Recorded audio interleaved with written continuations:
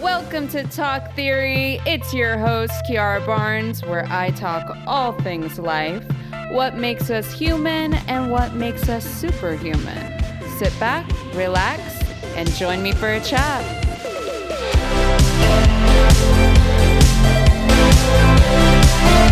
Welcome back. Another week, another episode, and I hope that everyone is doing well and is ready to enter this week with some good vibes. Okay, that's the goal.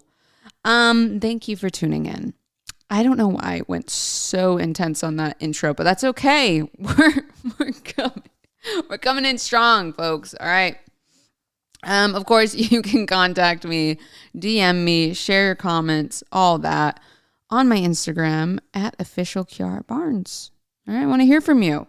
Thanks again, as always, for being part of the Talk Theory podcast. So, let me just tell you, all right, for as much travel I have done with work, I have definitely learned what works and what doesn't. A lot of trial and error, but I think traveling and flying can be a little stressful at times. You know, there's a lot to be accounted for. You're packing, you got clothes, you got personal documentation. And I don't know if anyone else is like me, but I probably check to see if I have a passport or ID about 30 times before I even leave the house. Okay, so sometimes packing and getting organized in general, it can just be overwhelming. And I thought, I'd share some of my tips and tricks to make your next trip less chaotic and more smooth sailing. Because I have to say, I'm a bit of an overpacker myself. You know, these things that I'm about to talk about have definitely helped me just get a little more of a grasp on that. And also even calm my travel anxiety. Have a good flight overall. So let's just get into it, go over these things.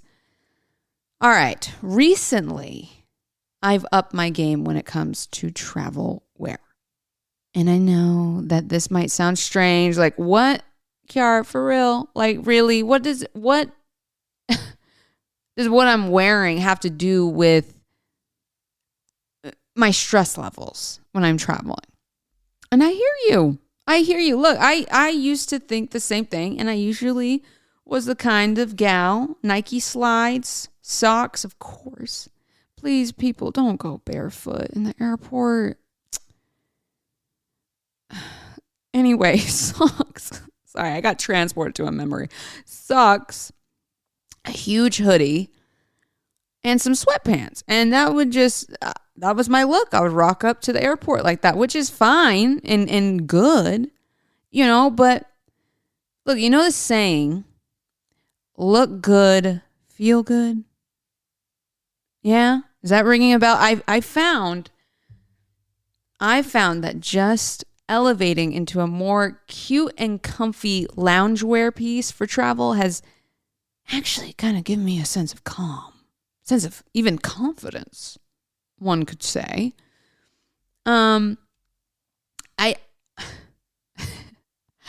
Seriously, I don't know what it is, but it's like in the midst of traveling and connecting flights and running here and there, when I go to the bathroom and you catch that little glance, that little glimmer of yourself in the mirror, and it doesn't look like you've just crawled out of a bunker and you've been stuck in it for 7 years, but instead, you look a little nice. You got this matching set on, you're still comfortable, but you look put together. It just uplifts you a bit and calms your spirit because, yeah, did you just pay $15 for a large bottle of water? Sure. Sure. But you look cute, okay? And that makes this water less irritating, so you feel a little better. Now, I will say this. I will say what I'm not going to say, okay? I'm not going to say I'm coming to the airport dressed in heels and a gown. And honestly, shout out to all the folks wearing heels in the airport. I commend you and I thank you for your service, but it's just not, it's not for me. It's really not. Absolutely not. Unless I will say this, unless there was a situation where I had to be, I don't know, at some kind of event, right? Or like some kind of meeting.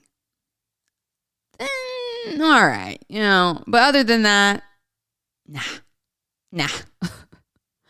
Whatever I'm wearing still has to be incredibly comfortable. The cute and comfy have to be married. There's no room for compromise with that. And honestly, since COVID hit, loungewear has gotten really big. You know, there's some nice, good quality stuff out there that will last you a long while. So if you haven't tried that, I suggest switching it up. Switch it up. Maybe get a more cute, comfy slide, right? And instead of your brother's oversized slides, maybe get some nice slides that actually fit your feet. You know? So I'm telling you, it doesn't have to be anything big, but it's just more about elevating those things. Second tip, bring food. All right. Airport food is so expensive and rarely good. And I would like someone to actually challenge me on that, honestly. But if you're doing any long form flying, I don't care if you're first class or not. Airline food, it isn't the best. And that's a fact. Okay, you're flying in the air. They need certain food that can work with that. And I get that. Chef Ramsay isn't in the back of your flight cooking up the best of the best. And I get that. But that's why I come prepared. So, what I usually do is I'll make something that's easy, right? Something that I can eat and pick up and go. So like a sandwich, have some snacks on the side, something like that. Something that's going to be easy for you to eat. I'll even make a salad and or pasta, store that in some kind of little baggie. All right. If you want to reuse it, rewash it when you get to your destination, do you? But I'm telling you, that has saved me. There's been plenty of times where I've been starving and there was little to no food options in the airport. Or, oh my gosh, if you're just running even the tad bit of late and you don't even get the time to pick something up, oh my God. And now look at you, because now you're sucking on an airline peanut one by one, trying to make it last for the duration of a 3-hour and 50-minute flight. So, bring some food. And look, if you don't eat it on the plane, you'll definitely eat it when you land. So, you win either way. The only thing I will say, this is the drawback, but it's not big. It's just that once you get through security, they're definitely going to bring you to the side to make sure the food and all of that is okie dokie. So with that in mind and knowing, then just come a bit early. Come a little earlier, just in case. It might take a second or two longer than the usual, whatever, but it's honestly worth it. Okay, this tip is pre-arrival. This is part of the packing portion. Make a list. Lists help me so much. I usually do a few lists. Well, it depends. I do 2 lists depending on how long I'm leaving for. Okay, so a list of things I might need to buy or get before I leave, and then a list of everything I want to pack. And I get really specific on this list because I can get distracted. My brain, I'll be thinking about like 30 different things. Like when I arrive there, all the stuff that I got to do, so make a list. I'll put it down to the fact like toothbrush, toothpaste, 5 workout outfits, 1 pair of running shoes. You get it. You get me. Okay. This just makes the ordeal of packing way less overwhelming because then you're getting pre-organized so that when it's time to pack, you can just check one by one and put everything in. Along with this, I was actually suggested to pack by someone to pack by outfits. I don't know why I never did this before. Like, this is actually genius because doing that, you will have pre-planned out what you want to wear, but also you just won't overpack. You'll have that kind of nailed down because I've definitely done the thing where I end up packing stuff that I never wore. And then I just made my case at least, I'm being dramatic. I want to say 30 times heavier, but really, it adds up. So I suggest that. Now, another thing about this packing thing is that most folks, I would say a lot of people know about the rolling technique with clothes, but I actually like to do an added thing to the rolling. I lay flat my thickest items first, like jeans or maybe sweatshirts, and I lay that flat down and then roll items on top of that. And I'm telling you, that opens so much more space because the roll on top, if you're laying out your thickest stuff, the stuff that's going to take up more room, lay that flat because rolled up, that's going to take up way more space. Now, the next one, I'm actually about to do this right now, and that's TSA pre-check because these security lines are outrageous. And I'm kind of all for spending a little extra cash for a less stressful experience. Because I know I'm not the only one, but I've come a bit too close for comfort with some of these security lines.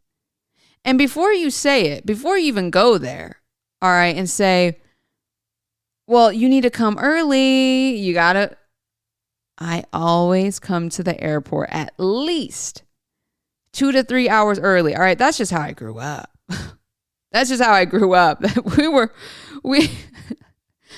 I'm sorry to my dad because I'm laughing, but I'm being dramatic, but I'm like, we had, a flight. We're leaving. The flight doesn't take off till 1. Oh, dad's waking us up at 5 a.m. because we got to have enough time to drive to the airport and the check-in. And then you got to sit there for hours. I love you. I'm kidding. But still, that's just how I grew up. So I come to the airport early. But even then, these security lines will make you, even if you come that early sometimes, they will make you dash right when you're done. Okay, so you don't want to be stopped. Because the truth is, now you're all sweaty and you're in not a great mood. And you're running to your gate. Like, come on. And also, don't even get me started if you have a pet. If anyone has a cat out there, I have a cat. Traveling with her is like, it's an event. So anyone out there that's got a cat and you're carrying that thing on your shoulder, I don't want to say thing because there are pets, but still, it's a whole situation. So it might be worth it. And anyone who's traveled with a pet, just to say, you know that there's a lot more to it. You got to have a lot of stuff with you. And I have to say, I've learned just traveling with Luna what I need to make sure I have an essential with her is that, like things like extra pee pads, maybe emergency thing of food for them in case you get a 2-day layover like I did. And also, I even invested in a portable litter box too. Because here's the thing, a little short story.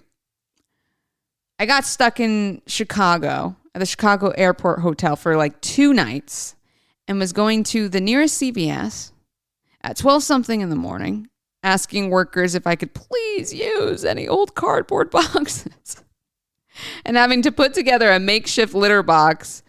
All right. It was a time. I can't be reliving this right now. It's like too much, but so never again, honestly, after that, when it comes to your pets, you just got to make sure you have the essentials in your carry-on because you really never know. Now, another thing I like to do is have some podcasts, music, and movies pre-downloaded before I get to the airport. And I kind of go overboard on this, but it's okay because I would rather have too much content to choose from than none enough. And I even like to download a few meditations too. If I'm feeling a little stressed or I'm maybe trying to get to sleep, that's really helped make the flight go by so just a lot faster. But let's talk about the aftermath of when you get to your destination. And I know it kind of seems like the last thing you want to do, but I say going to a corner shop or a grocery store to get some basics like fruit, something easy for you to eat for breakfast and or maybe lunch, like a sandwich, depending on where you're staying and how long. It's just going to buy you some extra time to figure out what you want to do about food the next week without getting overwhelmed, right? For the week. Food helps you think. That's the truth. Lastly, fully enjoy. It's really nice being in a place that isn't your usual. Despite the reason you're there, you can definitely appreciate the fact that you're just in a different space for a temporary amount of time. Enjoy that. Go see a random museum. Try some food. Check out the local coffee shop. I've been to some places that perhaps weren't the most exciting. But doing this kind of elevated the whole experience. Because there's really just no expectation. It's just going with the flow, right? And seeing what goes and what comes from that. So basically just being open to having new experiences. So that's all I have for you all today. It was on my mind, wanted to share about traveling. And so this is my theory for the week. Making the effort to become organized will keep you calm in the face of surrounding chaos. So this works and applies not only for traveling, but I'd say life in general. Even if you're not planning on traveling, I would say, try utilizing some of these things we talked about, especially the making of lists. Just doing even the little bit of pre-planning your outfits. Just take notice in how getting a little more intentional, how that affects your mood. Yeah. So thanks again for tuning in. I love you all very, very much. And if you're traveling somewhere soon or even planning a trip or you just want to say hi, feel free to DM me on Instagram at official Kiara Barnes. Thank you for being part of the Talk Theory podcast. See you next Monday. Okay, love you. Bye.